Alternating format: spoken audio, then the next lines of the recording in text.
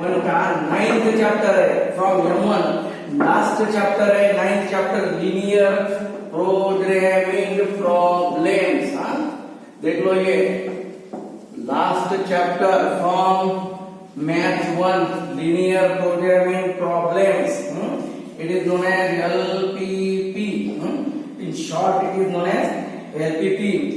ये पहला जो पॉइंट है सबसे इंपॉर्टेंट, यानी पहला पॉइंट, इसके लिए तुम याद रखो ये linear equation in 1 and 2 variable मालूम नहीं, ax plus b equal to 0 यानी 3x plus 2 equal to 0।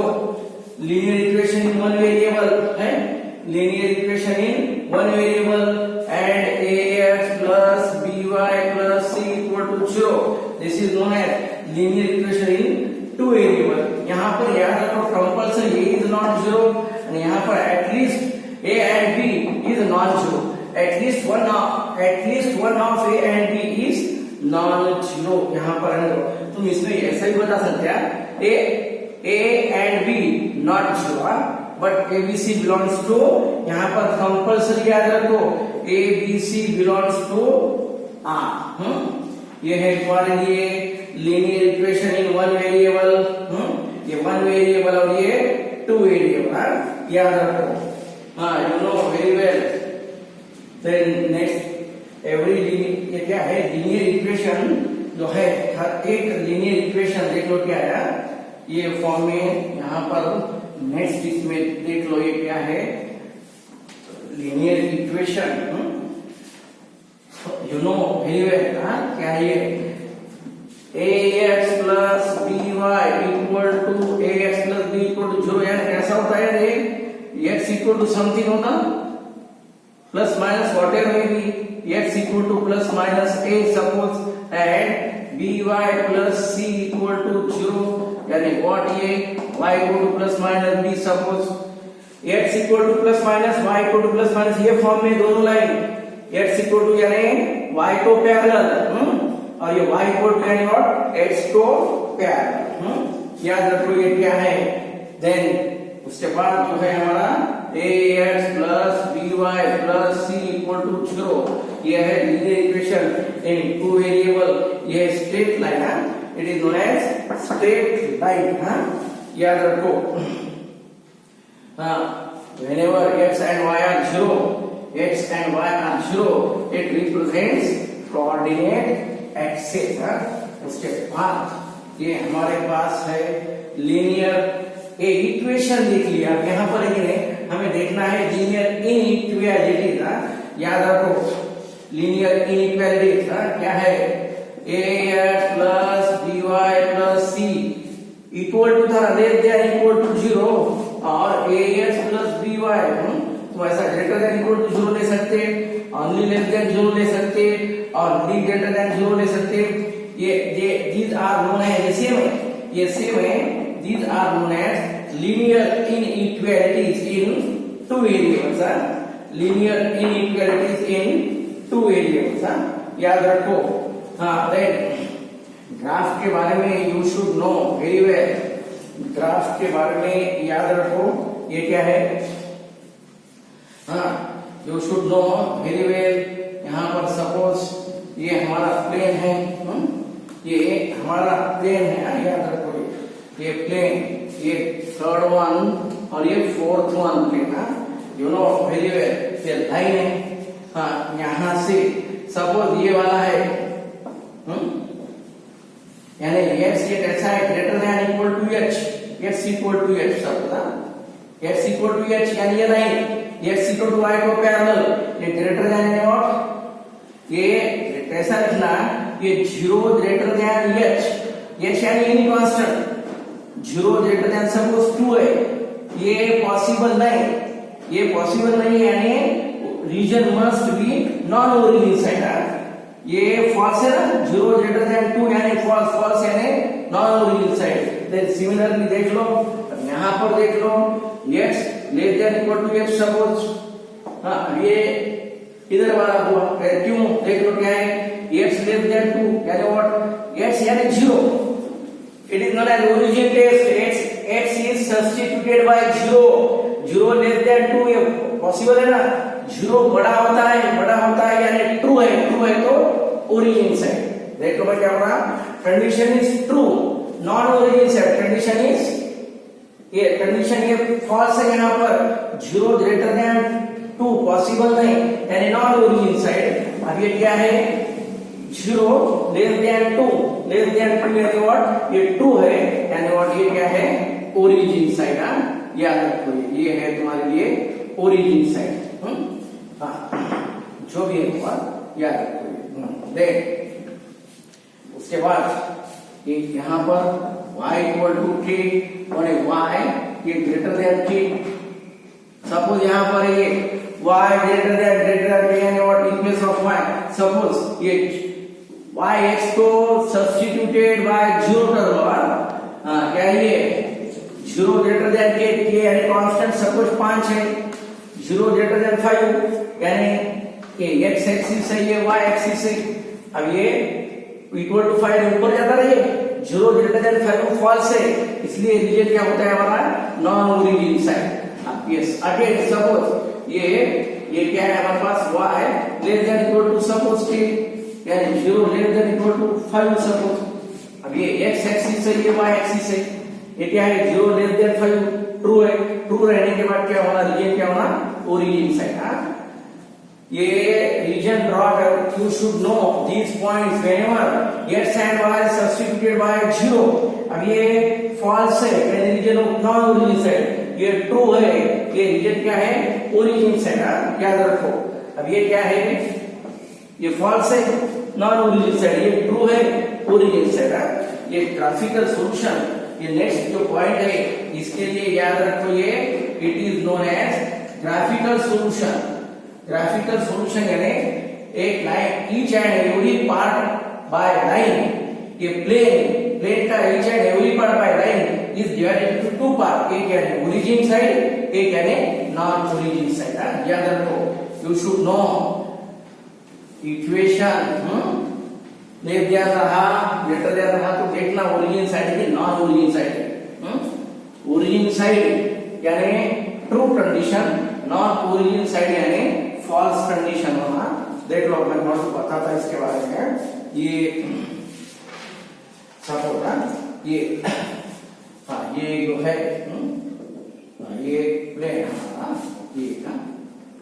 ये नेक्स्ट वन ये x axis y axis x axis y axis x axis y axis x axis y axis, ये line है ax plus by plus c less than zero यानी what, ये क्या है, यहाँ पर जीरो ले लो, यहाँ पर जीरो ले लो, यहाँ पर c लेस देन जीरो। अब ये जीरो c से छोटा है ना, जीरो लेस देन जो भी है लेस देन रहा तो कंपल्सरी याद रखना ये ऐसा लेस देन रहा, ये ग्राफ नीचे होना, ये ग्राफ लेस देन के लिए ये पॉइंट लाइन के ऊपर ना हो, क्या पॉइंट लाइन के ऊपर ना होते ये then ax plus by plus c less than equal to 0 यानी ये पॉइंट लाइन के ऊपर तक आता है। Points are also lie on line, ये इसके लिए ये ax plus by plus c greater than 0 यानी लाइन ऐसी होना है, ग्रेटर देन 0 यानी ये फॉर्म, ये only points are above the line, line के ऊपर पॉइंट्स नहीं आते हैं। सपोज ये ax plus by plus c greater than equal to 0, greater than रहा तो ये ऐसा पॉइंट्स आर ऑन लाइन। याद ये है तुम्हारा graph. Using these conditions you have to draw graphs and solve the questions. देखो इसमें यानी ये ओरिजिन साइड है ना, ये हमारे लिए less than only less than है, लेस देन यानी points not line on line, नीचे आ गया लाइन के नीचे। अब ये क्या है लाइन तक, लाइन के नीचे और may be on line equal to के लिए ये क्या है ग्रेटर देन यानी points lie above the line, line के ऊपर, और ये ग्रेटर देन इक्वल टू 0 यानी what points may be on line. या ये है हमारे लिए ग्राफ ऑफ लीनियर इनइक्वालिटी। इसके कंडीशंस नोट्स आइटवाइज शीट में वो अवेलेबल है, और देख लो एक बार। Points are available on your sheets. First period में जो पॉइंट्स मैं आपको बता रहा वो sheet I will provide you a sheet, आपको शीट्स उससे पहले मिल जाएंगे, अब बाद में तो ये पीरियड देख सकते हैं।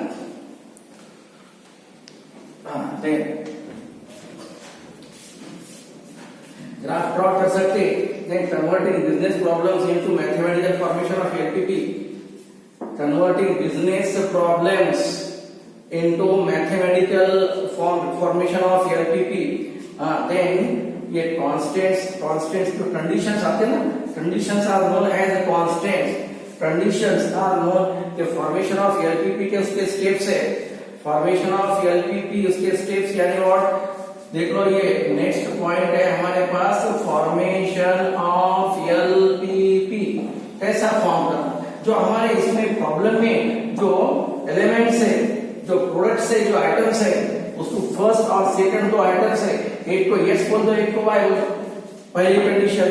देन जो भी कंडीशंस है, कांस्टेंट्स है, वो must be expressed in this form, they are known as condition. Bounded ax plus by less than equal to less than c, then a1 b1 a2 x plus b2 y greater than equal to c1 c2 ऐसा। yes, ax greater than 0 y greater than 0, these are known as constants यानी boundary conditions। ये है constants। then objective function, जो भी हमें value maximise minimise value find करनी है, it is known as objective function. Objective function यानी what, it is known as z equal to, ये क्या है, suppose c1 x plus c2 x whatever में भी, ये मे बी c3 ऐसा जो भी है वो x ये y ऐसा चलेगा।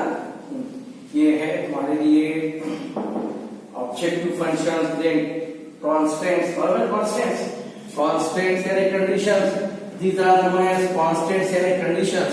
then ये है non negativity constants. Non negativity constants यानी x greater than 0 y greater than 0। Suppose कौन सा प्रोडक्ट रहा, आइटम रहा, वो may be production will be stopped, but production items, number of items never be negative, it is greater than 0, it is greater than 0। यानी ज्यादा से ज्यादा item company वो क्लोज हो जाएगी, बंद हो जाएगी, लेकिन आइटम्स वो नेगेटिव नहीं होते, इसलिए compulsory it is known as x greater than 0 and y greater than 0।